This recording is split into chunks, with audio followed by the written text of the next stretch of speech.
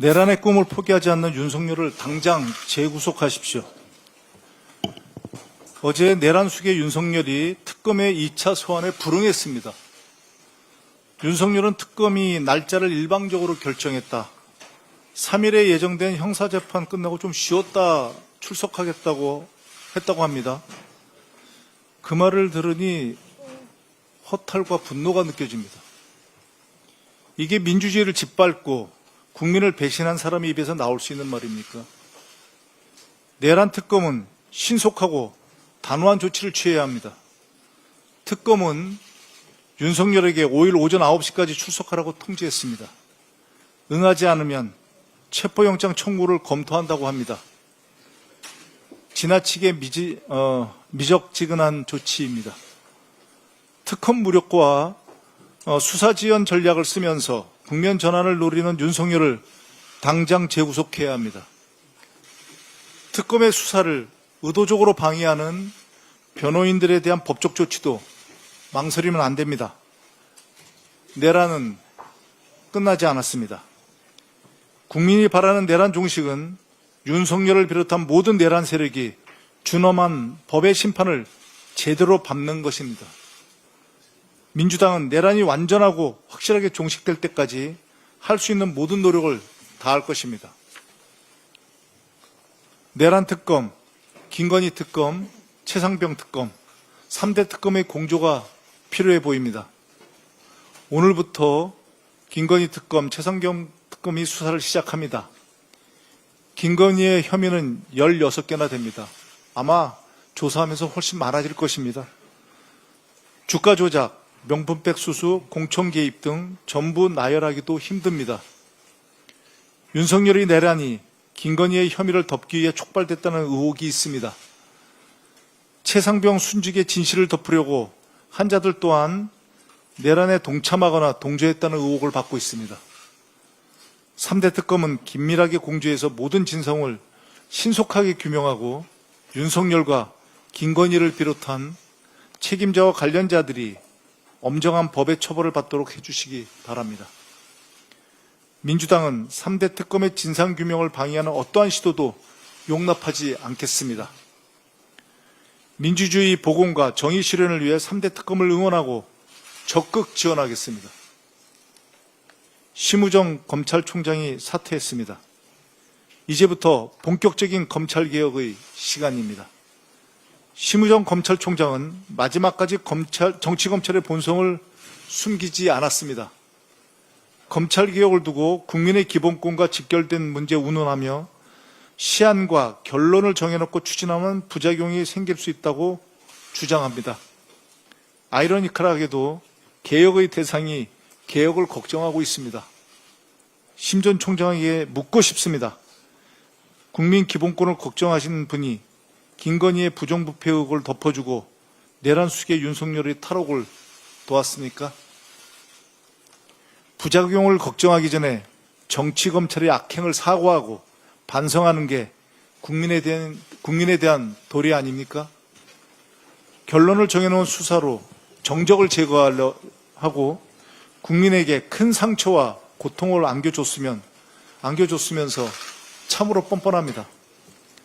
심 전 총장은 유체 이탈식 주장을 그만하고 공수처와 내란 특검의 수사에 성실하게 협조하시기 바랍니다.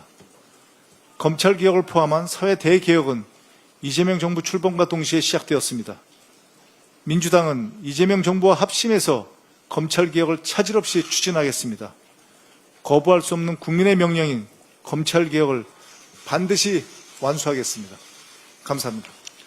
네, 다음으로 전현희 최고위원의 발언이 있겠습니다. 송은석 국민의힘 비대위원장이 부임 첫날부터 김민석 국무총리 인준을 강행하는 순간 이재명 정부의 몰락이 시작된다라는 저주에 가까운 망언을 내뱉었습니다. 진짜 대한민국을 향한 국민의 열망으로 탄생한 새 정부가 어떻게든 망하기를 바라는 속셈이 드러난 것입니다. 내란에 대한 반성 없이 국정 발목 잡기만 일삼는 국힘은 국민의 힘이 아니라 국민의 적 아닙니까? 계속 국민과 대적해서 싸우려 한다면 몰락은 국민의힘 몫이 될 것입니다. 민주당은 국힘의 발목 잡기에 굴하지 않고 이번 주 안에 국무총리 인준안과 민생회복 추경안을 반드시 통과시키겠습니다. 내란 속에 윤석열을 탈옥시켜서 사법질서를 파괴한 심우정 검찰총장은 검찰을 몰락시킨 주요 책임자입니다. 비아폰으로 내란 세력과 내통하고 지기현 재판부의 윤석열 구속 취소 결정에 즉시 항고를 포기해서 탈옥시킨 심우정이 이제 자신의 탈주를 시도하고 있습니다. 선배 윤석열 전직 검찰총장처럼 검찰총장이라고 도저히 믿기 어려운 무책임하고 비겁한 행각입니다. 마지막까지 검찰개혁에 재뿌리는 심우정에 대한 엄정한 법 집행은 내란 종식의 핵심 과제입니다. 조은석 내란특검은 윤석열과 심우정을 철저히 수사해서 사법 정의를 바로 세워주실 것을 촉구합니다. 민주당은 국민의 명령인 검찰개혁을 흔들림 없이 완수하겠습니다. 수원지법재판부가 이재명 대통령의 경기도 법인카드 사건 재판을 연기했습니다. 진작 이루어졌어야 할 당연한 조치입니다. 형사소송법 제245조에서 소추의 정의는 공소제기, 공소수행을 포함합니다. 즉 재판 진행이 소추에 포함된다라는 것이 형사소송법의 규정입니다. 따라서 헌법 84조, 형소법 246조에 의해서 대통령의 불소추 특권에는 기존에 진행되는 형사재판 수행도 포함되므로 재판이 중단되는 것은 너무나 당연합니다. 검찰의 정치보복 수사로 시작된 재판을 법원이 계속 진행시켜서 대통령의 안정적인 국정 운영을 가로막는 것은 주권자인 국민의 선택을 거스르는 것입니다. 재판부는 헌법과 법률에 따라서 이제 마지막 남은 대북 송금 사건 재판도 즉각 중단해야 할 것입니다. 서울시와 SH가 공급한 청년 안심주택에서 무려 134가구가 238억 원의 보증금을 돌려받지 못한 전세 사기 피해를 당했습니다. 피해자 대부분이 20, 30대 사회 초년생입니다. 이쯤 되면 청년 안심주택이 아니라 청년 불안주택입니다. 최근에 서울 집값 폭등도 윤석열 정부와 오세훈 시장의 부동산 정책 오판에서 기인한 책임이 큽니다. 윤석열 정부의 선심성 부동산 정책 남발에 이은 오세훈 시장의 토지거래 허가제 졸속 해제와 재지정 번복은 그야말로 집값 상승에 기름을 부은 격이었습니다. 그 결과 지난 3월 서울에서 갭투자 의심주택 구매는 최근 5년 중에 역대 최다 건수를 기록했습니다.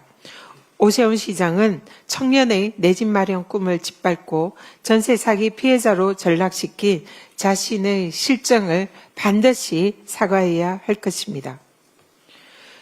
국민의힘이 이진숙 방통위원장 임기를 보장하라며 하필 제 권익위원장 사례를 들어서 비교하는 실로 터무니없는 주장을 하고 있어서 한 말씀 드리겠습니다.